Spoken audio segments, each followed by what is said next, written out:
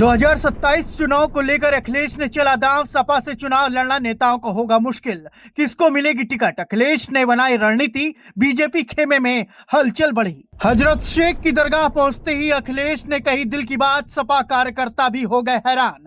डिंपल यादव ने जो किया वो खुशियों में छाया, विरोधियों को देखकर दिल घबराया। जो नेता सोच रहे थे कि इस बार समाजवादी पार्टी से आसानी से विधानसभा की टिकट मिल जाएगी, उनको ऐसा झटका इस बार अखिलेश ने दिया है जिसकी सियासी गलियारों में हलचल बढ़ा दी है। पहले सपा नेताओं को ग्राउंड पर उतारकर काम करने की नसीहत दी, तो वहीं दूसरी ओर बीजेपी जैसी रणनीति बनाने का ऐलान कर दिया है, जिसने बीजेपी नेताओं में खलबली मचा दी है। चर्चा तो यह है कि अखिलेश ने बीजेपी जैसी रणनीति वाली बात यूं ही नहीं कही है, बल्कि इसके पीछे कोई ठोस कारण भी है, जो आगे इस वीडियो में आपको बताते हैं। लेकिन उससे पहले आपको बता दें कि फिर एक बार अखिलेश यादव सुर्खियों में छाए हुए हैं।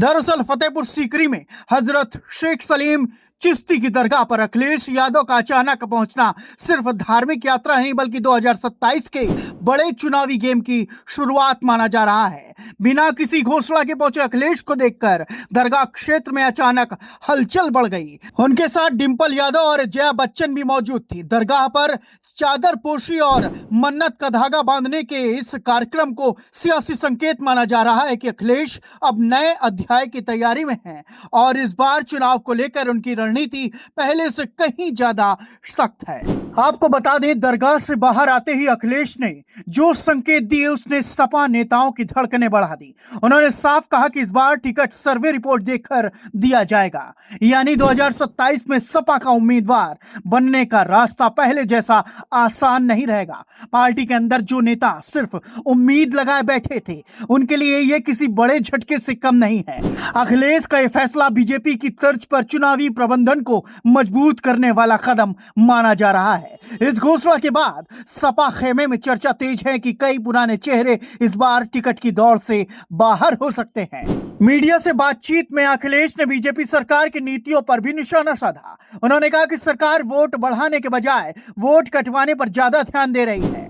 इंडिगो फ्लाइट कैंसिलेशन संकट पर भी उन्होंने तंज किया और जब नीतियां सिर्फ बड़े उद्योगपतियों को फायदा पहुंचाने के लिए बनेंगी तो आम जनता ऐसे ही परेशान होगी।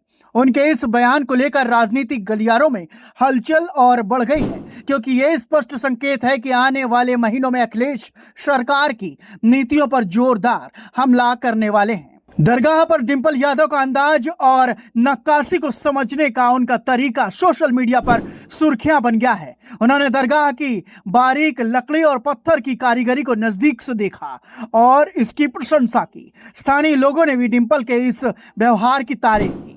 राजनीतिक विश्लेषकों का मानना है कि सपा की नई रणनीति में डिंपल की भूमिका और भी महत्वपूर्ण होने वाली है। अखिलेश के बयान और अचानक हुई इस यात्रा ने बीजेपी को भी प्रतिक्रिया देने पर मजबूर किया।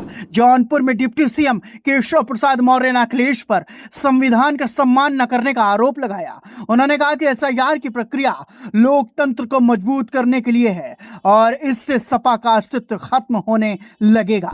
दोनों दलों के बीच इस तीखी बयानबाजी ने संकेत दे दिया कि आने वाले महीनों में यूपी की राजनीति पहले से ज्यादा गर्म रहने वाली है। दरगाह की इस यात्रा को केवल धार्मिक नहीं बल्कि भावनात्मक और रणनीतिक यात्रा माना जा रहा है। 2012 के बाद 13 साल में पहली बार पहुंचे अखिलेश ने स्पष्ट कर दिया है कि 2027 में सपा पूरी ताकत से मुकाबले में उतरेगी। यमुना और गोमती नदी परियोजनाओं का जिक्र कर उन्होंने विकास को नया मुद्दा बनाने की कोशिश की।